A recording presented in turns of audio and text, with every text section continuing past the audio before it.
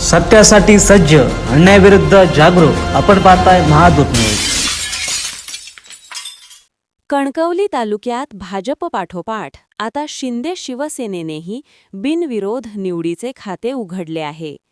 कणकवली तालुक्यातील जाणवली जिल्हा परिषद मतदारसंघात शिंदे शिवसेनेच्या उमेदवार रोहिता तांबे या बिनविरोध निवडून आल्या आहेत. जाणवली जिल्हा परिषद मतदारसंघात शिंदे शिवसेनेच्या रोहिता तांबे यांच्या विरोधात ठाकरे गटाच्या शिवसेनेच्या उमेदवार हेलन कांबळे या निवडणूक रिंगणात होत्या. मात्र आज त्यांनी उमेदवारी अर्ज मागे घेतल्याने रोहिता तांबे यांची बिनविरोध निवड निश्चित झाली आहे. रोहिता तांबे या ओटव गावच्या विद्यमान सरपंच असून याआधी खारेपाटणच्या सरपंच प्राची इस्वलकर या देखील जिल्हा परिषदेसाठी बिनविरोध निवडून आल्या आहेत. त्यामुळे कणकवली तालुक्यातून 2 महिला सरपंच थेट जिल्हा परिषदेत पोहोचले आहेत.